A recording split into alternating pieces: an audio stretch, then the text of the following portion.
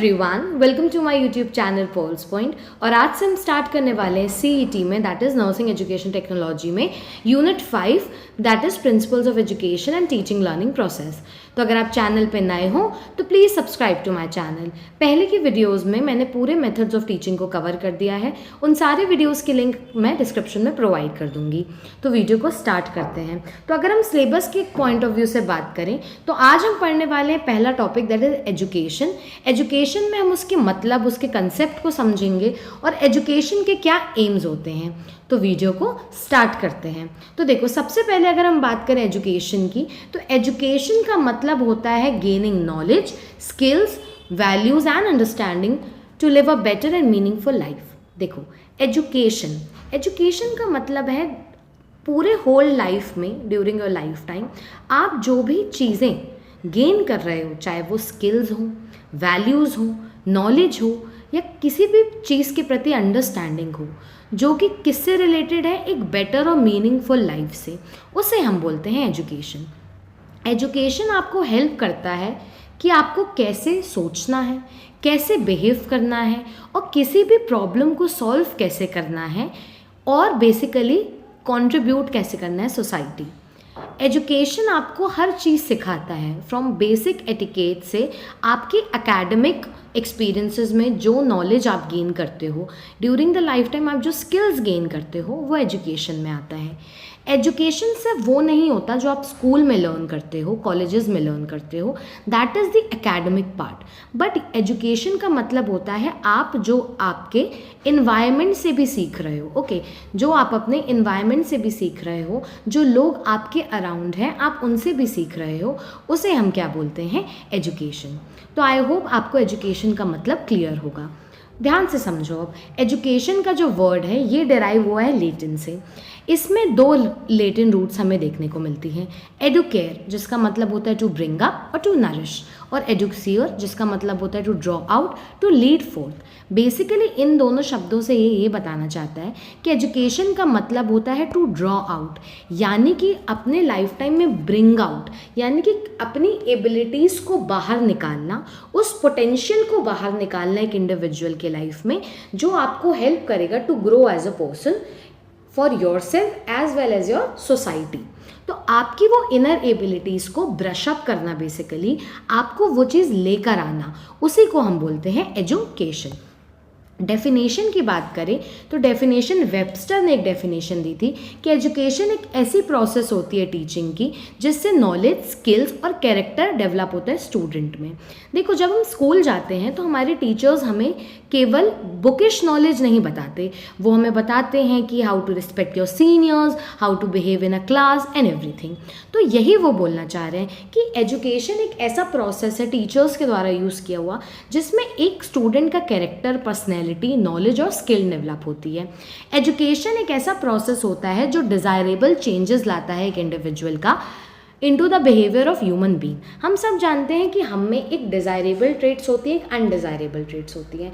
Undesirable traits में वो सारी चीज़ें आती हैं which is not accepted by the society, चाहे वो कुछ भी हो, जो भी आप गलत समझते हो, चाहे वो अल्कोहल यूज़ करना हो, सब्सटेंस अब्यूज़ हो, कोई भी ऐसे क्राइम हो, तो ये सारी चीज़ें अनडिज़ायरेबल ट्रेट्स में आ जाती हैं। तो एजुकेशन एक ऐसी प्रोसेस होती है जो एक इंडिविजुअल में डिज़ायरेबल चेंजेस लाती हैं, जिसके कारण एक ह्यूमन बीइंग का बिहेवियर क्या होता है, इम्प्रूव होता है। तो this is about the definition. अब हम एम समझते हैं कि एजुकेशन का एम क्यों है, क्यों नेसेसरी है, एम बेसिकली एम क्या है इसका। तो इसके अलग अलग एम होते हैं। तो पहला एम होता है इंडिविजुअल एम ऑफ एजुकेशन। नाम से ही समझो, इंडिविजुअल यानी कि खुद के लिए। तो एजुकेशन हमेशा फोकस करना चाहिए full and all round development of the learner, यानी कि एजुकेशन का मेन काम ये होना चाहिए कि वो एक लर्नर, जो भी इंडिविजुअल है जो सीखने की बेसिकली प्रोसेस में है, जो कुछ सीखना चाहता है, तो उसका ओवरऑल डेवलपमेंट होना चाहिए। फिजिकली भी उसका डेवलपमेंट होना चाहिए, mentally, emotionally, morally and spiritually, यानी कि सारे डायमेंशन में क्या होना चाहिए, एक जो लर्नर है उसका एजुकेशन इंप्रूव होना चाहिए। फीचर्स क्या देखने को मिलते हैं, ये डेवलप करता है पर्सनैलिटी को और कैरेक्टर को, और ये इनकरेज करता है सेल्फ एक्सप्रेशन को और सेल्फ रियलाइजेशन को।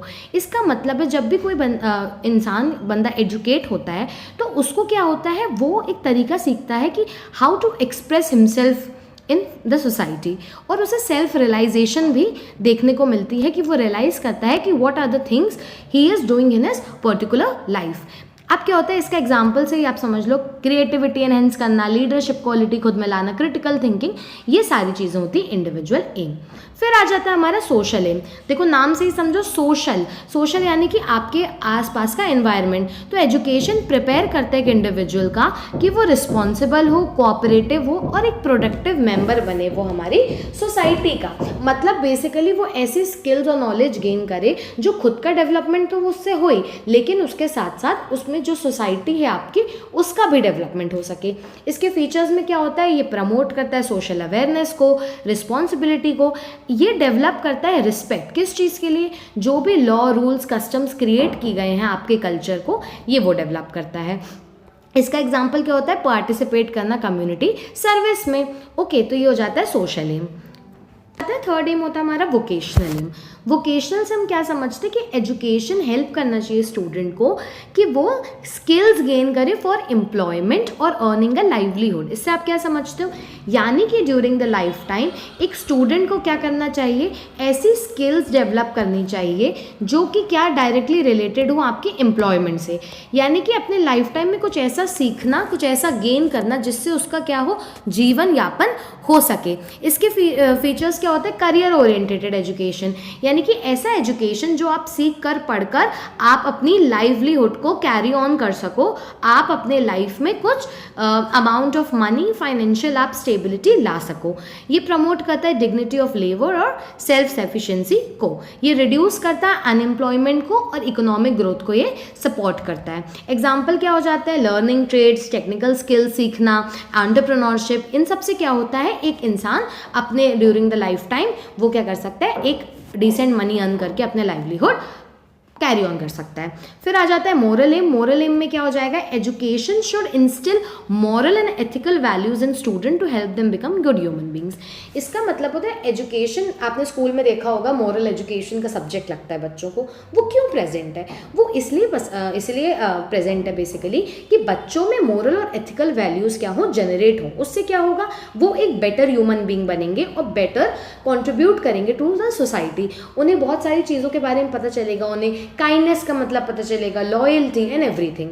इससे क्या होता है, फीचर्स क्या है इसके कि ये कैरेक्टर को बिल्ड करता है, ये प्रमोट करता है वर्च्यू, जैसे कि ऑनेस्टी क्या होती है, काइंडनेस, रिस्पॉन्सिबिलिटी, ये सारी चीज़ें। एग्जाम्पल मॉरल स्टोरी सुनाना, वैल्यू एजुकेशन, कम्युनिटी वर्क करना, ये सारी चीज़ें।